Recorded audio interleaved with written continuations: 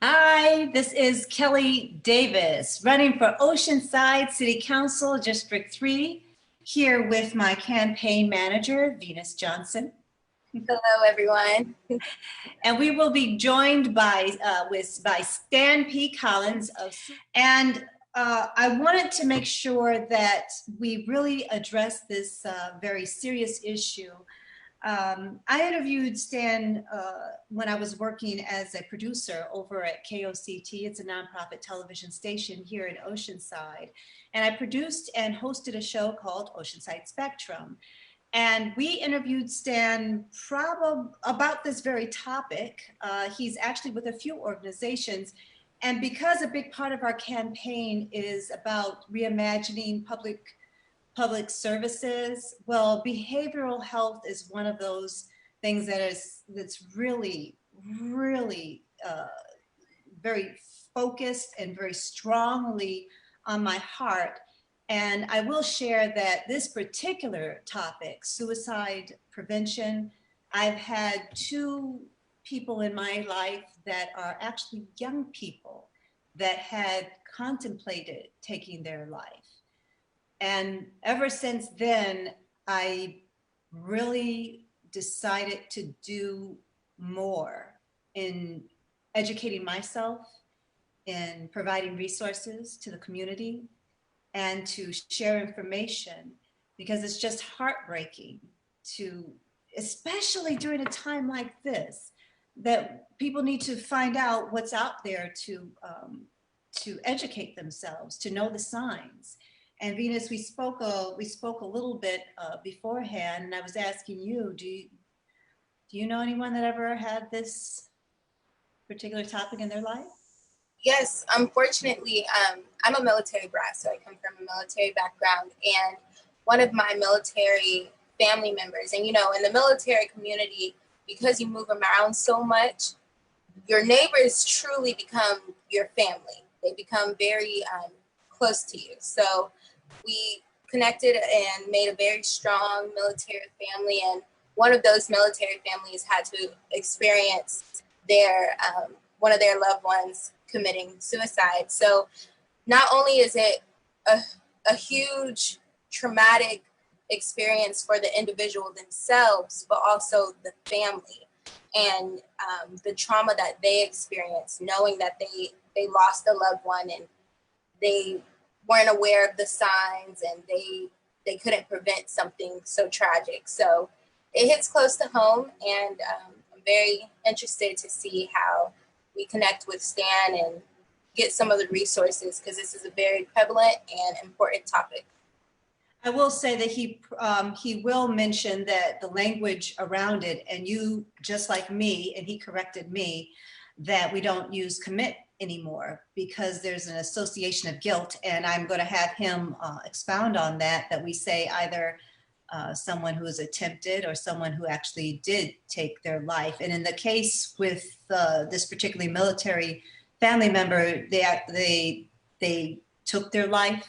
Correct. Yes. So and I do know there are more etiquette and appropriate ways we can address it. So that's a huge part of the process, also being mindful and aware of these little triggers and how we can be articulate and properly express such a traumatic experience. So, yeah. And when you were in, you attend Howard online right now, but during your course of studies, not only just when you were at Oceanside High School, did they educate the students, and did you get any sort of education around behavioral health services? Oh, looks like Stan. I'm here. There you go.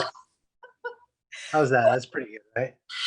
Are you, Stan? And I must say, I like the last time you didn't have the beard there. Look what COVID has done to you. Yeah, well, I figure it's my one chance in life to get away with it, so I'm gonna rock it as much as I can. So Awesome.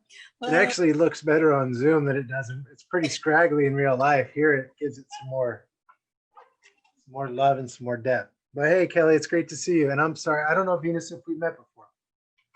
No, we haven't. I am the campaign manager for Kellie Davis, who's running for Oceanside City Council District 3. Very cool. So when is that election? Is that going to be part of this November's election? Yes, that's correct. Yeah. Okay, cool. Yeah, So I don't know if you know too much of Oceanside politics, but we switched to districting. What was it? 2 years ago, we had our district elections for 1 and 2. And so this year it's 3 and 4. So I'm running for 3. And yeah, so that's the difference for this particular year, that it's not an at-large thing. And so that's specifically why I'm running for District 3. And one of our platforms, I was saying before you got on, Stan, is it's public services, but really behavioral health services is something, as you know, we spoke about it before, it's a passion of mine. When you really get down to it, it's the mind and your beliefs. No matter what the issues are, you really have to get down to perspectives and beliefs and all of that. And since this is Suicide Prevention Week and we live in a time of COVID-19, I can't imagine some people who are already dealing with emotional crisis. And then on top of it, you have COVID-19. So I think it was really important for me to have you, it being Suicide Prevention Week as well. No, I love that. And it's not just COVID-19, right? It's all the social unrest. I mean, we're getting hit on all fronts right now. All of our baseline anxieties up here, so many of our foundational kind of things and connectedness have been removed. And it's definitely an interesting time. It's also a big part of our campaign to make sure that we include all of our community members, and some community members just quite frankly feel better about getting information in their native language, or the language that they feel most comfortable with.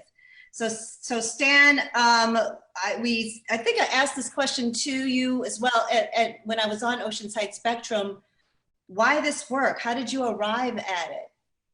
To your point about looking for films in other or in native languages.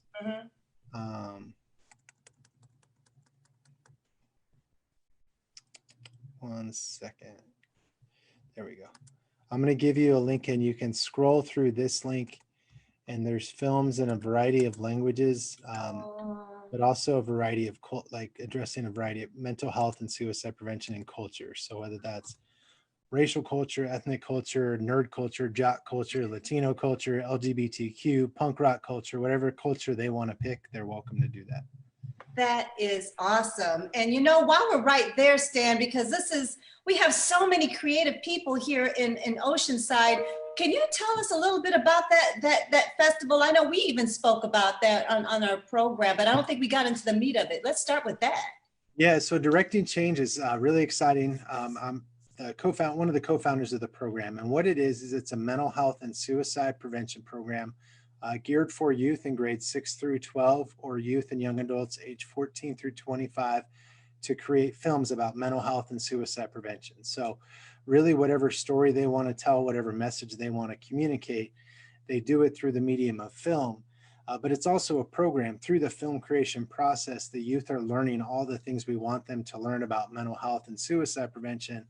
But through the creative process, it stays with them. When we create something, it's part of who we are, and it sticks with our soul, and so it carries forward. So this year, we also have an animated category, a Spanish language category. This year, we're trying something new, actually, called the Hope and Justice category. And so with this, what we're trying to do is give youth an opportunity with everything going on in response to COVID-19, with all the social unrest. We wanted to give youth an opportunity to give their perspective of what their experiences are, how they're taking care of themselves, maybe a perspective that they want another culture, community to understand about them. And that one's actually, normally the deadline is on March 1st of the end of the school year for all the other film submission categories. This one is actually going to be on a monthly basis. So we wanted to give youth an opportunity right away. We know they're out there, they're struggling, they're wanting to talk. And this one's also unique in that it's not just film submissions, it's any type of art. So it could be spoken word, it could be video of a dance, it could be a radio PSA, it could be a written, it could be poetry, whatever form of art they're comfortable, they can submit that. around the prompts of hope and justice. So all the information is on directingchangeca.org.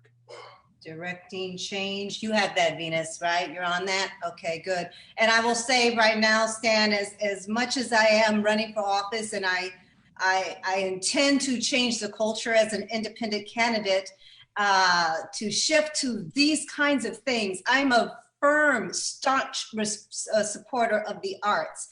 Arts really helps us navigate emotional sensibilities in life in a way that's, yes, it's subjective as you're going through it, but it's objective as you create, because people get to come to it where they are. And I will put any video that you send my way as a point to inspire and empower. And one of the reasons why, getting back to this particular topic, having a young campaign manager, is I love what you're doing with the directing change. What is that? Am I saying it right? Correct. Directing change is to really ask the young people, to ask the people that your target audience, instead of dictating to them about, well, this is what behavioral health is, and this is the definition of that. They're living it. So let them express it without judgment. So I'm just like, so encouraged by that, Stan. So thank you. Yeah, we're encouraged by the youth. I mean, last year I think we got about 1,000 films from across the state of California from these youth. So they have stories, they have voices, and we're just trying to give them the microphone and the spotlight to be heard. And you can go out and you can pay $1 million to have a film created for youth by adults, and it won't nearly resonate as much as a youth who creates a film and shares their message. And you know, of course, we're inclusive through the program. We support all youth and whatever their story, their background is. We just want to hear what they have to say and what message they want to share to the world. So thank you for helping us get that out there. Yeah. So with directing change, how long? When was that? How long have you been doing directing change? Let's see. I think we first started with the 2012-2013 school year. So I think that would be 8 years or so. I think we're going into year 9. I'm not sure if we're in year 8 or year 9, but yeah, we started it as it was supposed to be a 1-year program. We were hoping to get 50 films that first year, and we ended up getting over 300 films that very first year. And we're like, okay, we're on to something here. So the program's actually been evaluated, and it's really grown robust. We have, I think, 7 different categories now, with the hope and justice being added. On the back end, we actually provide a lot of schools support. So Directing Change is in part supported by a sponsorship from Blue Shield, and their Blue Sky initiative, I think, is working with Oceanside schools right now. So there might even be some little collaboration we could do there. Oh, that's awesome. And Stan, why do you do this work? What you got a lot of work, I'm sure. And so you're probably extremely busy. Why this work? Well, unfortunately, I do this work. Once I had my eyes open to it, it was hard for me to turn away from. I grew up here in San Diego. I grew up in Poway. And my freshman year in high school, I lost one of my good friends to suicide. And, you know, of all the conversations that the adults in my life had to me about sex, drugs, rock and roll, all the ways that kids can die, no one had ever talked to me about the one way that my friend actually did die, which was suicide. And so I was left with silence and, you know, don't talk about it. And a few years later, I heard about a program called the Yellow Ribbon Program. And it's a youth suicide prevention program. And I brought it back to my high school. And from that first moment of bringing it to the school, I got a letter from a young lady who was a classmate of mine. I still don't know who she is. Actually, I have it right here. I keep it framed. But I got a letter from a girl at my school, and just thanking me for bringing the program and thanking me for, you know, opening it up, and, you know, told me that it helped her change her decision and decided, you know, helped her find her reasons for living. And once I saw that and realized how blind I was to so much pain, because it's not just suicide prevention isn't about just reducing suicide deaths. Of course, we want that. It's about reducing all the pain associated with thoughts of suicide and suicide attempts. Like, people don't realize that, yes, the numbers of suicide are far too many, but there's, for every, you know, suicide death, there's, you know, 25 to 200 attempts. You know, 20% of our youth report that they've thought about suicide sometime in the previous year. So it's not the one, the one child who's dying. We should be outraged that 20% of our youth are in so much pain that they're wondering whether or not they should still be here. We have to change that. We have to let them know that we can't stop the bad things from happening to them in their lives, but we can help them make more resilient and help clear a brighter path for them down the road. Well, during this, as we said, there's so much upheaval. Have you seen more, I don't know, people reaching out or more requests during this particular time than any other? Well, I think, what I often say is everybody's baseline is elevated, right? Our baseline anxiety is up here. Our baseline stress is up here. We're all feeling like we're not keeping up with the game because the rules keep changing. So I think in general, we're all more stressed out. So there is a myth out there that we're seeing an increase in suicides because of COVID, because of the social unrest. And that's not what the data is showing us. We don't have any data to say that's true or not. What we are seeing, though, is people are reaching out more for the crisis resources. So the San Diego County Access and Crisis Line has seen a slight increase.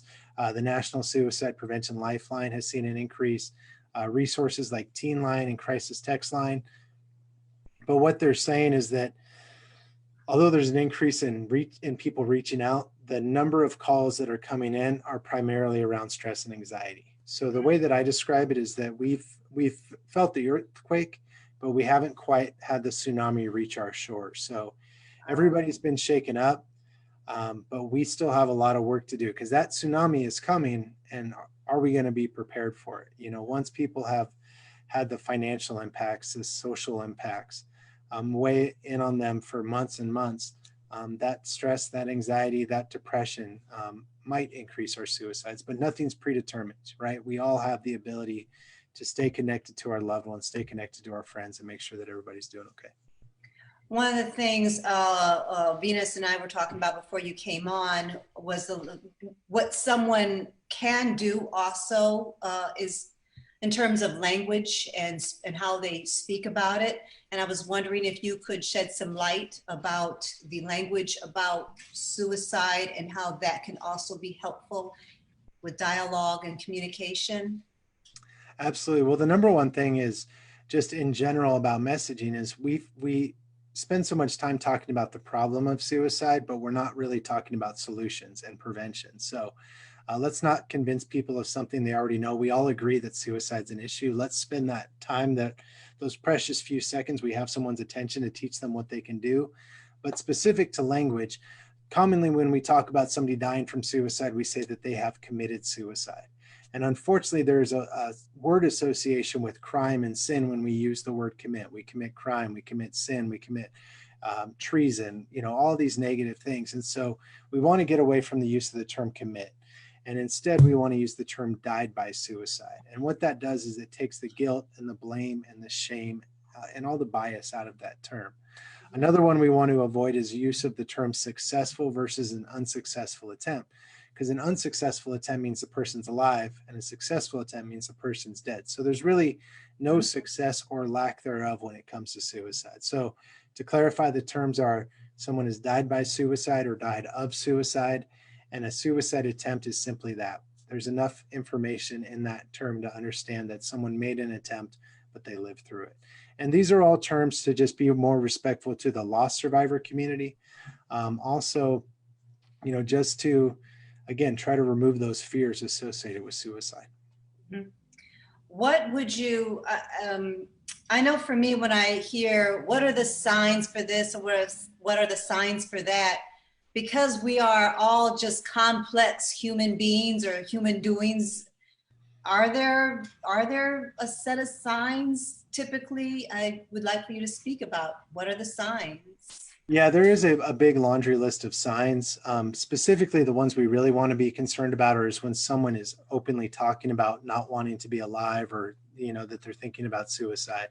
If someone is looking for ways that they could make a suicide attempt, those are some of those high risk ones.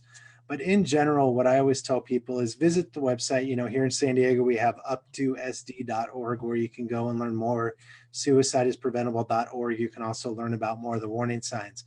But what I tell people, like you said, each of us is unique. And so what we're looking for is to trust our instincts. We may not be experts in suicide prevention, but we're all experts in people.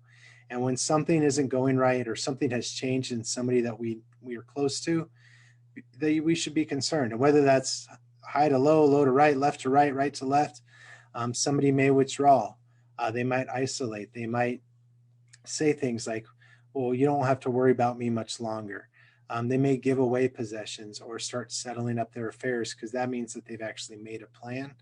But really what we're looking for is just those changes, and especially if they're in response to something bad that has happened. So if they lost their job and now they're drinking more, they seem more hopeless, they've recently gone through a divorce, or they've lost somebody that they love, that's when we want to be especially vigilant. But I guess the bottom line is trust your instincts. If something doesn't feel right, it's probably not right. And the only way you're going to know is if you're not afraid to talk openly and directly and ask the question, are you thinking about suicide? Mm-hmm. And what about those people who are like, oh my goodness, I really have enjoyed this conversation and has inspired me to want to become more involved. How can they become more involved? Well, I think for starters, the two websites I mentioned, first being informed, the up2sd.org or Suicide is Preventable, being familiar with the warning signs, the risk factors, and how to help somebody.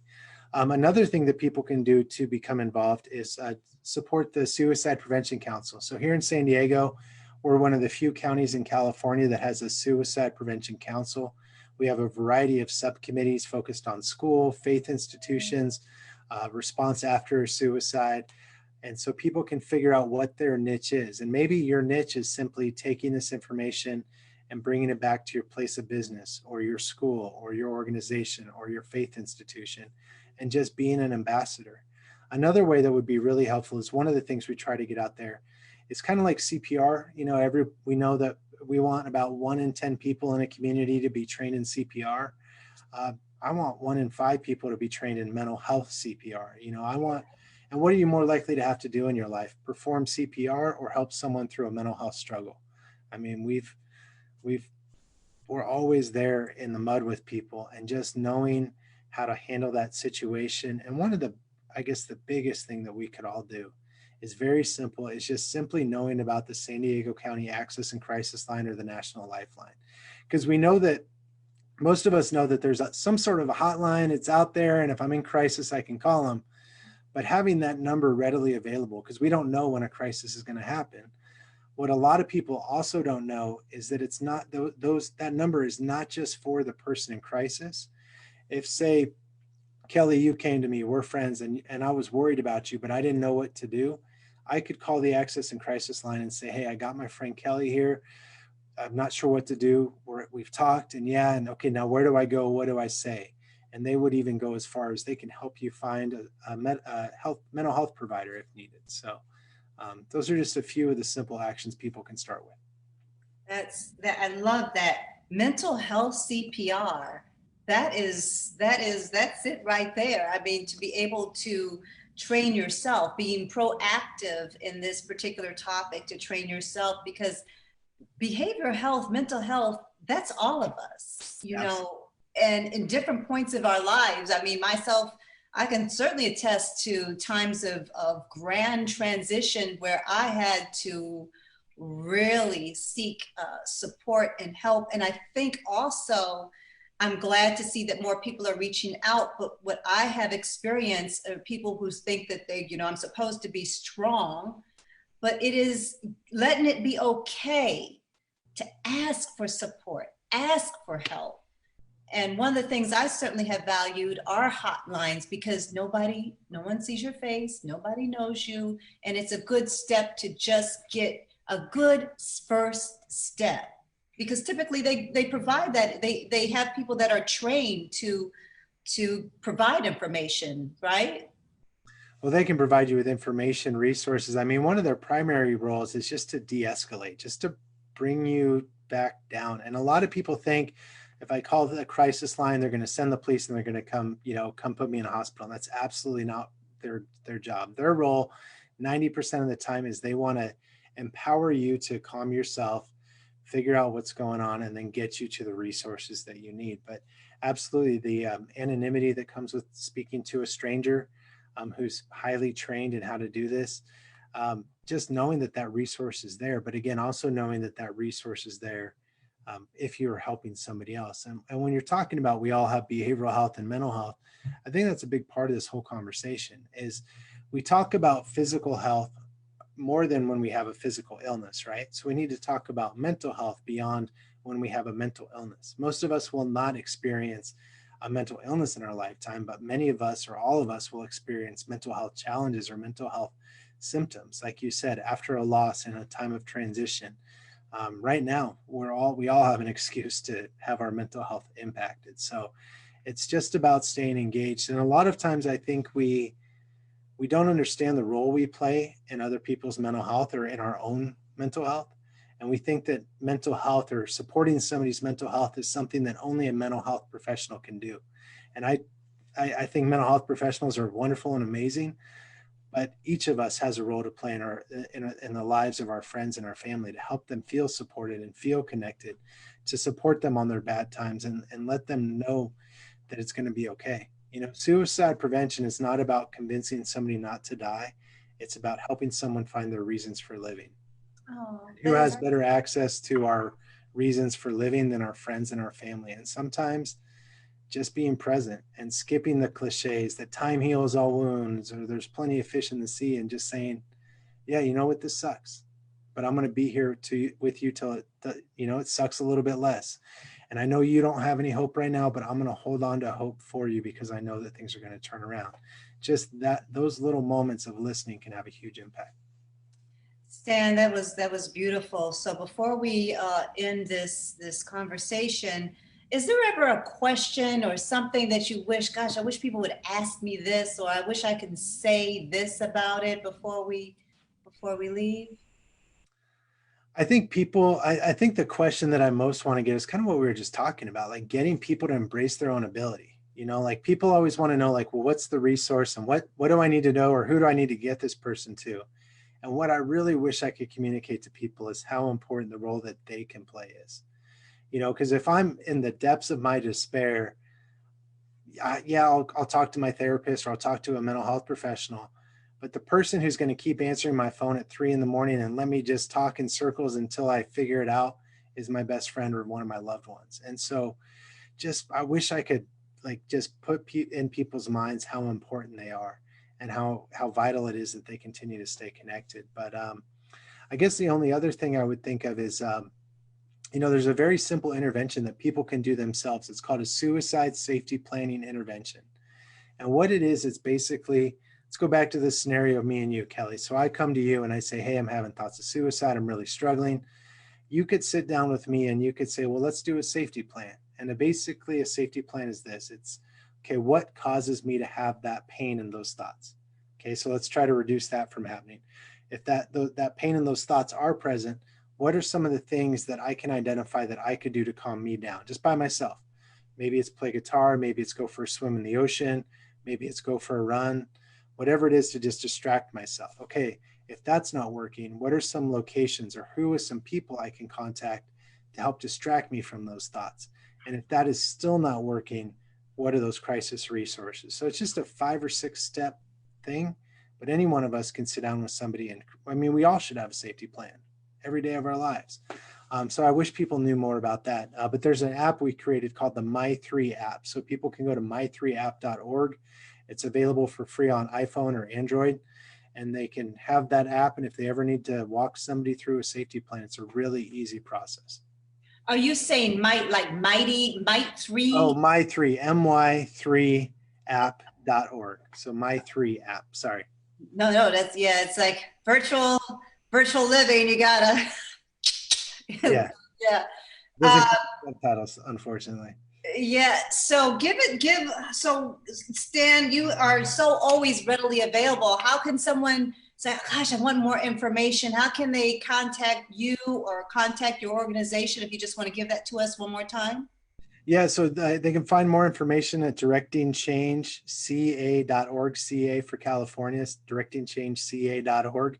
If you want to get involved with the San Diego County Suicide Prevention Council, That one is spcsandiego.org. Or I'm pretty easy to find. If you Google me, my email and phone's probably out there plenty of times, so people can, you know. I want to thank you so much, Stan, in so many ways for coming on and understanding the sensitive nature of, you know, running the campaign, but how dedicated I have been and continue to be with this particular topic and behavioral health in general. It has been such a pleasure and a joy. And we're going to get together about the film aspect now that I have, I'm freelancing now as a producer. So. And I'm gonna get you signed up to be a judge. Oh, one thing I should absolutely mention. I don't know if this is going to be posted this week, but Directing Change is partnering with Survivors of Suicide Lost San Diego. So normally this time of year we would have a fundraiser walk. Obviously, we're not able to do that given the circumstances, and so we're doing a virtual walk. So we kicked off the walk this past Sunday, and we're going to have a closing ceremony this upcoming Sunday. People can learn more at walkinginremembrancesd.org, or going to Survivors of Suicide Loss, San Diego's SOSLSD. But throughout the week, we're asking people to post videos or images, sharing stories about their loved ones, or expressing hope to others who are dealing with the pain. So anything you can do to help us get the word out about the walk would be phenomenal. Absolutely. So Stan P. Collins, thank you, thank you, thank you. We appreciate your time and all the work that you do on behalf of our communities. Thank you. Thank you for using your podium to bring light to this topic. I really appreciate it. Always. Thank you, Stan.